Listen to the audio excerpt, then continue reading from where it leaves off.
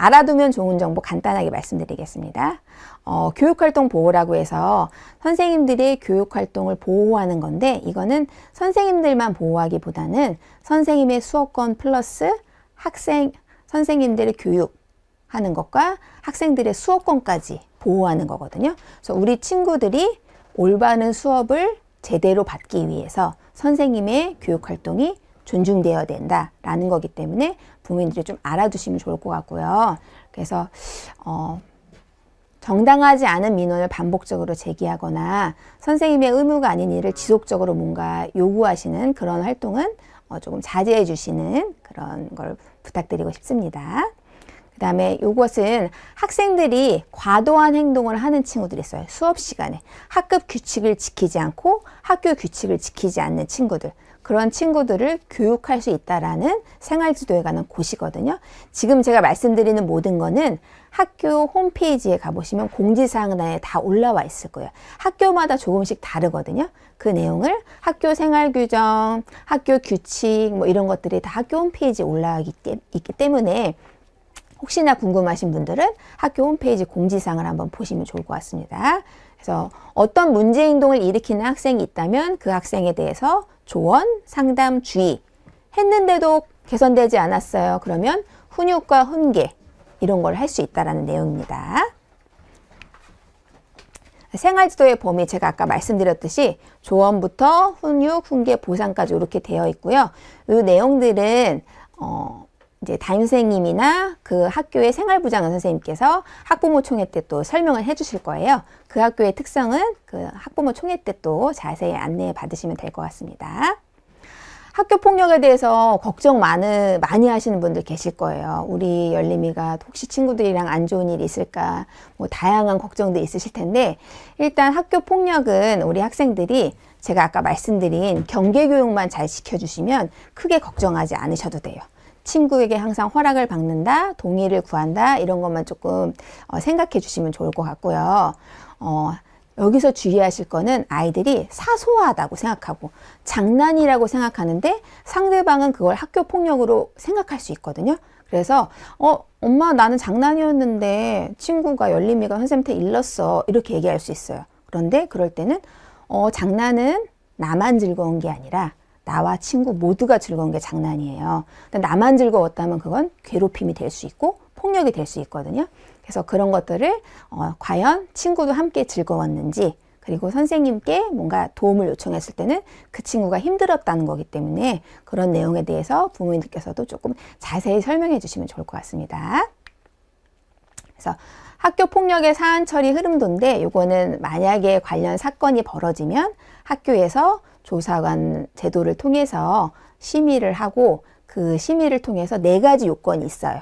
2주 이상의 진단서가 나온다거나, 지속적이라거나, 고의성이 있다거나, 뭐 피해, 그러니까 물적인, 신체적인 피해 상태가 확인이 됐다거나, 이럴 때는 심의위원회로 넘어가게 되거든요. 그래서 그런 것들을 그냥 내가 알고 있어야지 그 상황이 맞닥뜨렸을 때 뭔가 적절하게 대처할 수 있기 때문에 이런 내용은 다 학교에서 설명해 주시거든요. 그때 자세히 들어보시면 좋을 것 같습니다. 그래서 이렇게 학교 안에서 해결될 수도 있고, 아니면 그 다음 단계로 넘어갈 수도 있고. 그래서 경미한 사안 같은 경우는 작년부터 서울시 교육청에서 1학년에서 3학년, 특히 저학년 친구들은 심각하다고 표현하는 뭐 폭력이라던가 뭐 이런 것들은 사실 많이 발생하지 않기 때문에 관계회복 숙려제다라고 해서 학교 폭력으로 신고를 했어도 친구들끼리 뭔가 관계 개선을 할 수 있는 기회를 주는 게 작년부터 생겼고, 올해는 이제 의무적으로 서울시 교육청의 1, 3학년들은 모두 이 숙려제도가 운영이 되게 돼 있어요. 그래서 혹시나 관련해서 학교 폭력과 관련해서 어떤 속상한 일이 생기셨으면 담임선생님하고 혹은 그 학교의 생활부장님하고 상담을 통해서 폭력 접수만이 아니라 다른 방법도 있다는 거, 선생님 관계회복 숙려제라고 있다고 들었는데요 라고 조금 의견을 여쭤보시고 도움을 요청 받으시는 것도 좋을 것 같습니다. 네, 기초학력 관련해서 말씀드릴게요. 서울시 교육청에서는 기초학력과 관련해서 되게 많은 지원을 하고 있어요. 그래서 학습지원 대상 학생 관련해서 모든 학생 1학년부터 6학년까지 모든 학생들이 학기 초에 진단활동을 하는데 1학년만 6월에 합니다. 우리 1학년 친구들이 아직 한글 획득이 안 됐기 때문에 6월에서 7월 사이에 1학년들은 진단 활동을 하고, 진단 활동을 통해서 혹시 이 친구가 부족한 게 있으면 그걸 1년 동안 담임 선생님과 또 도움 선생님, 학습 지원 담당 교원뿐만 아니라 또 추가적으로 협력 강사분들이 계시거든요. 그런 분들의 도움을 통해서 촘촘하게 지원해 준다는 거 부끄러워하지 마시고, 우리 자녀가 이렇게 다양한 방법으로 지원을 받을 수 있구나 라고 알아두시면 좋을 것 같습니다. 네. 우리 1학년 친구들 수학 교과서 보면은 생활 속에서 수학과 연결짓는 활동을 굉장히 많이 해요. 그래서 우리 친구들이 꼭 앉아서 수학 1 더하기 2를 하고 3 더하기 4를 하는 것만이 수학 공부가 아니라 생활 속에서 다양한 모양을 관찰하거나 관찰한 모양을 가지고 무리를 짓거나 분류를 해보거나 이런 것들도 다 수학 공부로 연결되기 때문에 생활 속에서 놀이를 통해서 공부를 할 수 있게 그렇게 많이 활동을 해주시면 좋고요.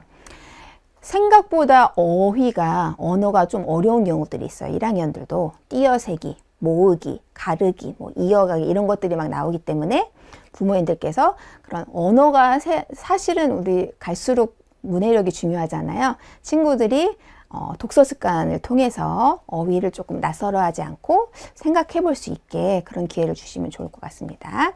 아까 제가 1학년 진단활동 6월에서 7월 사이라고 말씀드렸잖아요.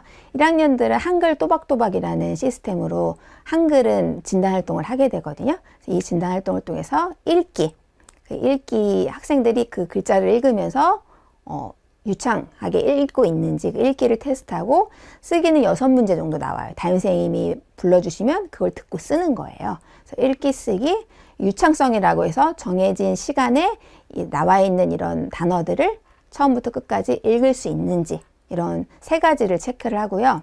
수학 같은 경우는 학교마다 조금 다른 방법으로 제가 1학년 6월, 7월이라고 했으니까 1학기 후반쯤에 테스트를 하거든요. 그래서 1학기 활동 내용을 조금 아이들이 알 수 있게 간단한 문제로 읽고 뭔가 그 평가지를 풀 수 있는 방법으로 수학은 확인을 하게 됩니다. 그래서 1, 2학년 활동 중에서 1학년, 2학년 활동을 통해서 이런 것들이 아이들이 자신의 감정을 표현하며 대화를 나눈다. 최소 성취 기준을 읽어보시면 생각보다 조금 난이도가 쉽지 않거든요. 짧은 글을 읽고 내용을 확인한다. 인물의 마음이나 생각을 짐작하며 글을 읽는다. 이런 수준으로 우리 자녀가 2학년이 마무리되면 활동을 학교에서 이런 것들을 배워나가고 있겠구나 라고 생각하시면 될 것 같습니다. 그래서 2, 6학년은 학기 초에 진단활동을 하고 1학년은 6월에서 7월에 한다. 각 학년별로 약간의 과목들은 조금 변화가 될 수도 있습니다. 1학년들하고 4학년들은 미디어 이용 습관 진단 조사를 하고 있어요. 그래서 요것을 아이들이 미디어 노출이 너무 많이 돼 있으면 과의존하거나 조금 심각 단계다, 상담이 필요하다 이런 것들을 확인할 수 있는 검사거든요. 요거 1학년은 부모님들이 하시는 거예요. 부모님들이 요 안내 받으시면 꼭 참여하시고요. 정서행동 특성 검사도 있습니다. 1, 4학년, 1학년들도 1학년은 학부모님들이 하시는 건데 간혹가다 부모님들께서 너무 잣대가 높으신 경우 있어요. 우리 아이는 이것도 못하고 저것도 못하고 이것도 부족하고, 그래서 결과가 굉장히 심각하게 나오는 친구들이 가끔 있거든요. 학교에서 담임교사인 제가 보기엔 너무나 잘 지내는 친구인데 부모님이 너무 잣대가 높으신 거예요. 그래서 자녀에 대해서 뭔가 이런 검사를 하실 때는 너무 높은 잣대로 하지 마시고 1학년 그 또래 친구들에 준해서 우리 아이가 어느 정도 하고 있는지를 최대한 객관적으로 점검해 주시면 좋을 것 같습니다. 기타 Q&A는 제가 간단하게 말씀드릴게요.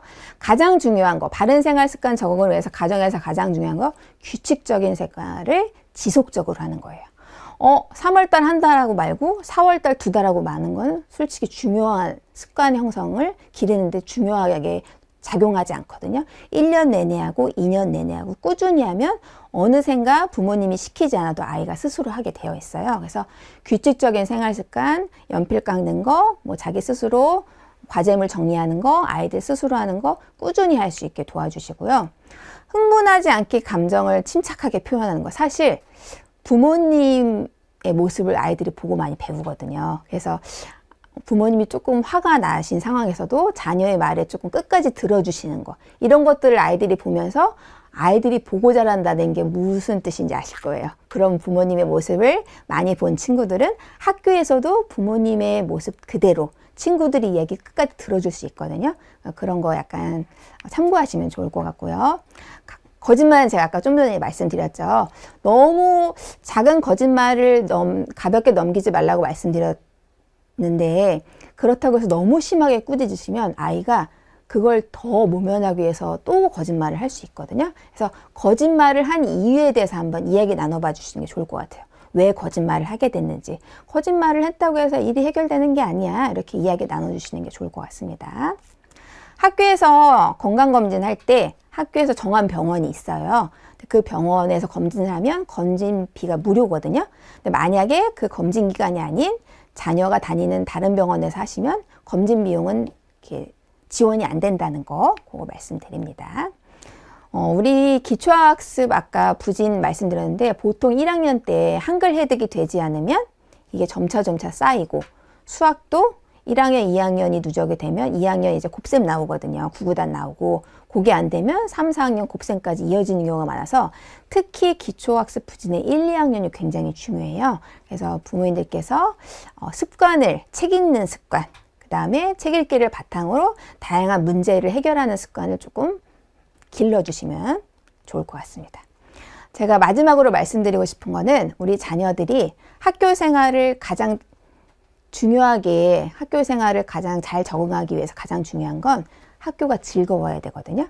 학교가 즐거우려면 부모님이 어떤 질문을 했을 때 즐거운 모습이 떠오를 수 있어야 돼요. 그래서 부모님께서 오늘 뭐가 속상했니? 오늘 친구랑은 안 싸웠어? 이렇게 부정적인 질문을 해주시면 우리 아이는 싸운 거 막 떠올리고 뭐가 힘들었던 거 막 떠올리고 막 이러거든요. 그래서 그런 질문보다는 재미있었던 거, 기뻤던 거, 오늘 엄마가 챙겨준 준비물이 있었는데 그걸로 뭐 했어? 오늘 친구들이랑 어떤 활동 한다고 했는데 어땠니? 이렇게 학교 생활을 뭔가 긍정적인 학교 생활을 자주 떠올릴 수 있는 그런 질문을 해주시면 좋을 것 같습니다.